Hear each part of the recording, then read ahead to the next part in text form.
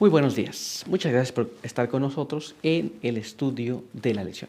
Durante todo este trimestre estamos estudiando un tema muy importante, el cual lleva por título El Evangelio según Pablo a los Gálatas. Muy bien.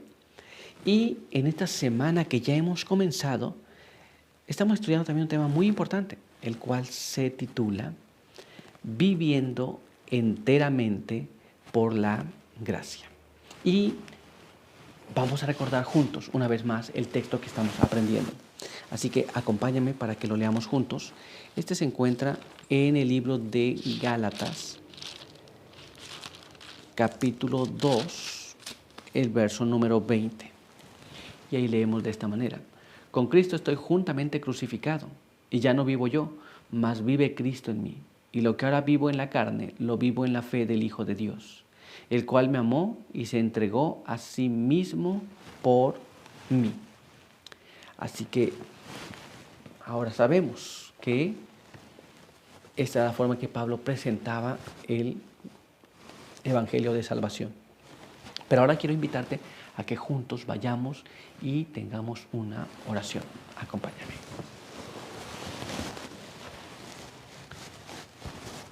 Padre eterno que está en los cielos, santo y bendito sea su nombre. En esta mañana estamos muy agradecidos por el descanso que nos da, por las fuerzas que nos ha dado también, y queremos pedir que nos ayude cada día para poder entender su palabra.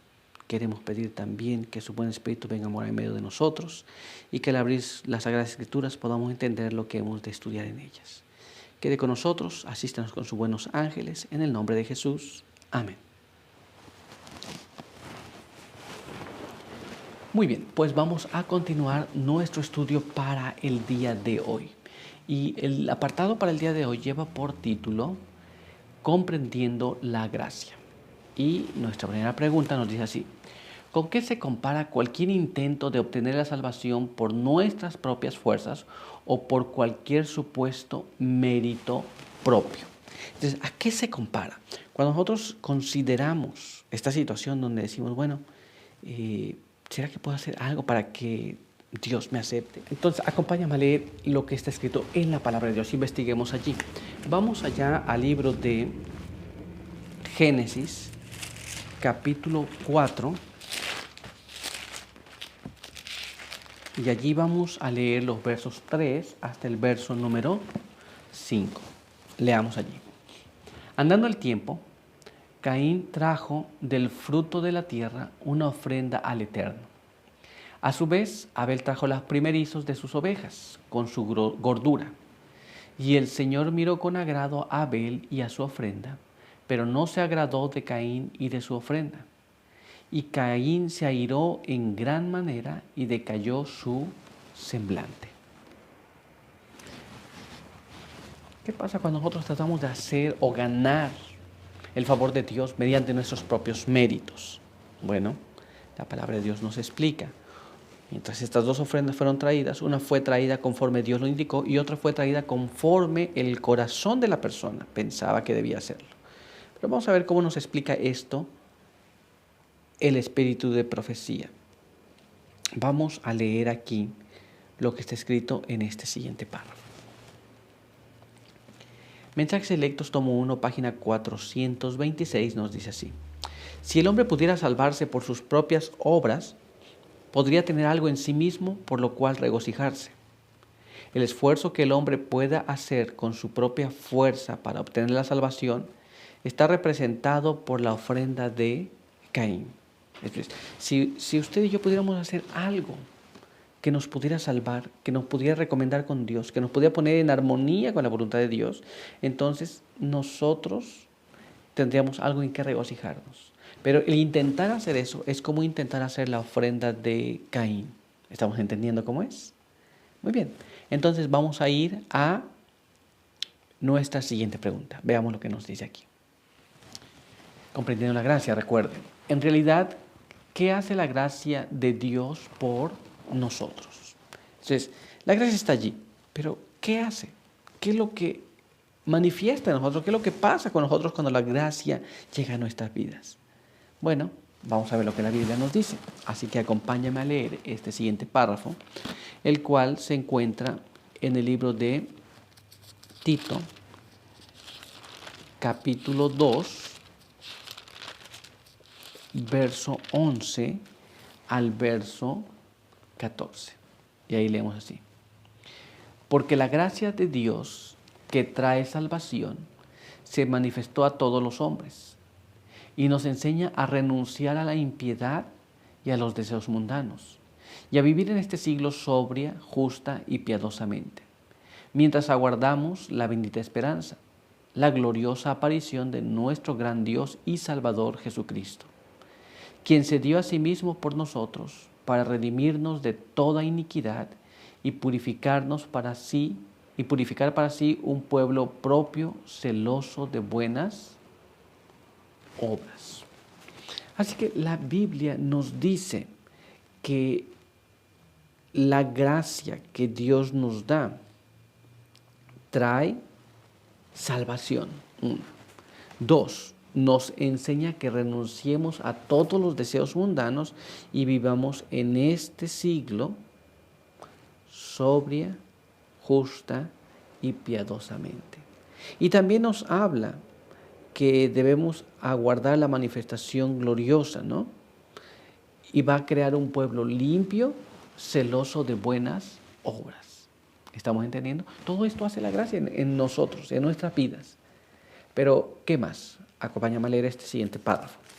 Este se encuentra en el libro de Tito, capítulo 3, verso 4 hasta el verso 7. Y ahí leemos de esta manera.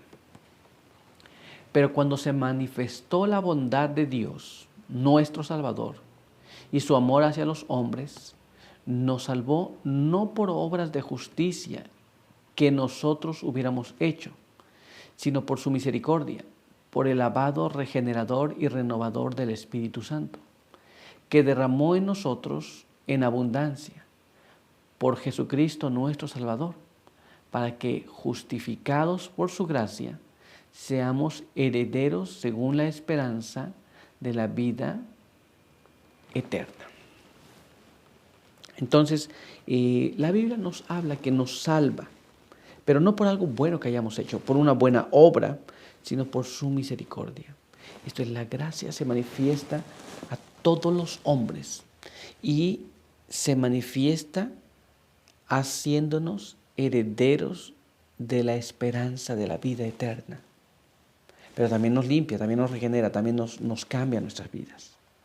Pero vamos a ver ahora qué es lo que nos explica la pluma inspirada. Leamos este párrafo. Fe y Obras, página 111, nos dice así. Jesús está en el lugar santísimo para comparecer por nosotros ante la presencia de Dios. Allí no cesa de presentar a su pueblo momento tras momento como completo en Él. Pero por estar así representados delante del Padre, no hemos de imaginar que podemos abusar de su misericordia y de volvernos descuidados, indiferentes y licenciosos. Esto es, Jesús está delante del Padre, presentando las peticiones en favor nuestra, intercediendo por nosotros. Él está allí para que nos presente que estamos bien delante del Padre en Él, en Cristo. Pero esto no ha de dejar que nosotros hagamos aquello que nos parece, vivamos como querramos. Hemos de vivir de acuerdo a la voluntad de Dios. Pero si erramos, Jesús está allí. Si nosotros cometemos un pecado, Jesús está allí. Pero no porque Jesús está allí hemos de vivir como decíamos. No hemos de justificar las malas acciones por el deseo de hacer lo malo, porque pensamos que Jesús está allí justificándonos. No funciona de esta manera. Pero vamos a ver qué más. Así que acompáñame a leer este siguiente párrafo. Cristo no es el ministro del pecado. Estamos completos en Él, aceptados en el amado, únicamente si permanecemos en Él por fe. Esto es, cuando nosotros vivimos y permanecemos en Jesús, estamos completos en Jesús.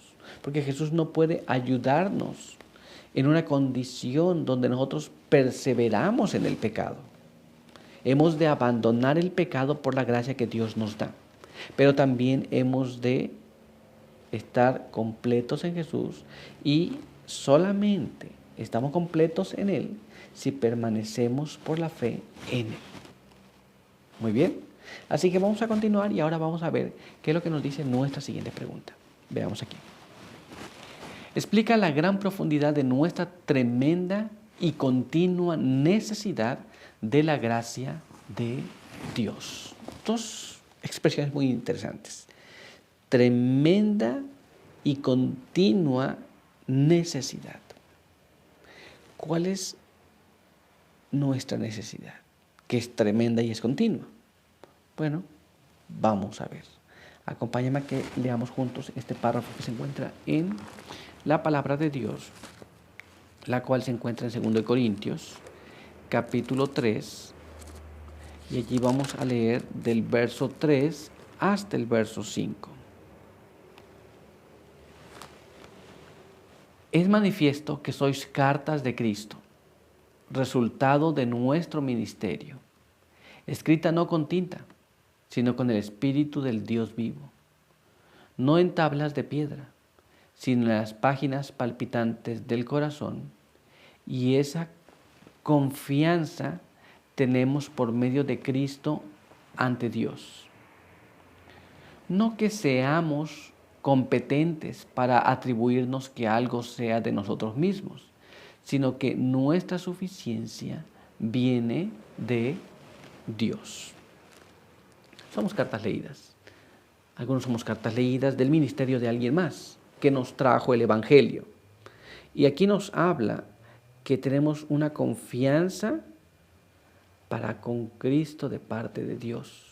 Y no es que seamos buenos nosotros, sino que esto es que nosotros sabemos que nuestra suficiencia, la confianza que tenemos de que se le da el Evangelio a alguien y ese alguien lo va a vivir y va a poder proclamarlo al mundo entero, está en Dios. Porque sabemos que Dios hace todas las cosas en nosotros. No es que nosotros seamos algo, pero hay una cosa importante. Algunos se vuelven cartas leídas por el ministerio de alguien más. ¿Te das cuenta? Pero todavía hay más. Quiero que me acompañes ahora a leer en el libro de los Gálatas, en el capítulo 2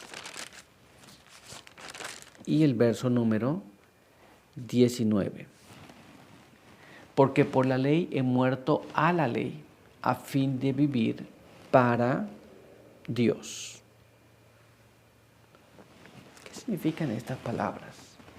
Vamos a tratar de entenderlas a través de la pluma inspirada. Leamos lo que está escrito en este párrafo. Somos justificados por fe.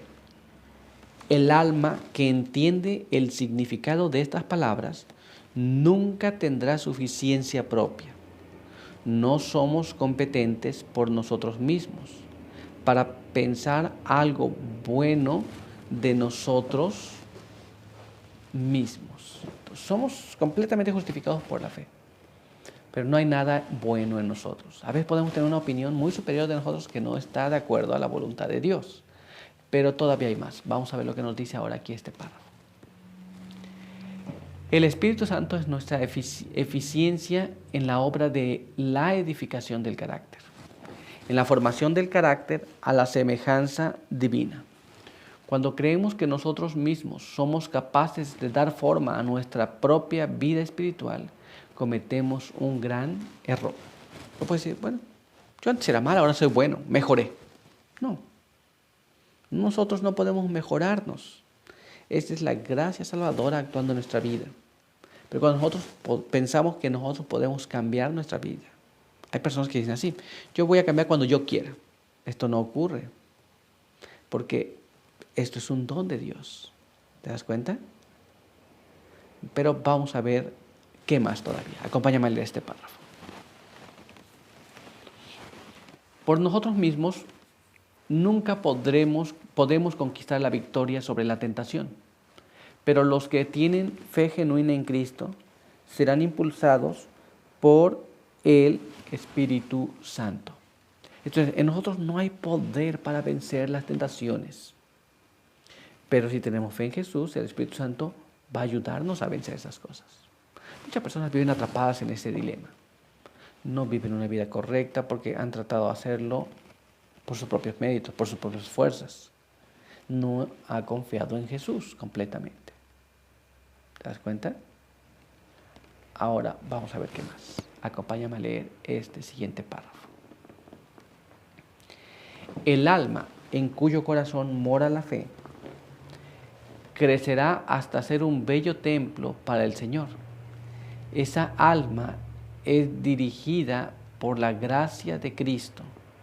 Crecerá solo en la proporción en que dependa de la enseñanza del Espíritu Santo. Muy bien, entonces la persona que va conociendo a Jesús va creciendo, pero solamente en la medida que nosotros dependamos de que el Espíritu Santo nos enseñe y nos haga crecer. Cuando nosotros confiamos en nosotros mismos, esto no ocurre, no hay crecimiento. Podemos decir que hay crecimiento, podemos pretender estar bien, podemos proclamarle a los demás que nos encontramos en una condición favorable, pero si el Espíritu Santo no nos guía, no se va a manifestar. Y no habrá un cambio en nuestra vida. Seguiremos con las mismas viejas ideas. Seguiremos con el mismo viejo hombre, con nuestra manera pasada de vivir. ¿Te das cuenta? Tratando de hacer algo por nuestros propios méritos, lo cual no trae salvación. Muy bien, pero nuestro estudio por hoy ha concluido. Quiero invitarte a que tengamos una oración. Acompáñame.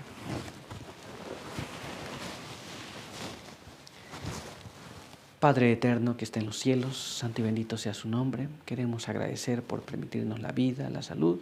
Queremos pedir que nos guarde, nos ayude, quede con nosotros, nos pueda bendecir en este día y que podamos nosotros aceptar completamente la gracia que Jesús nos ofrece. Quede con aquellos que nos han visto y nos han escuchado. Bendígales y ayúdales en todo. En el nombre de Jesús pedimos todo y le agradecemos. Amén. Muy bien, pues muchas gracias por estar con nosotros. Recuerda que te esperamos aquí el día de mañana. Por hoy, que Dios te bendiga.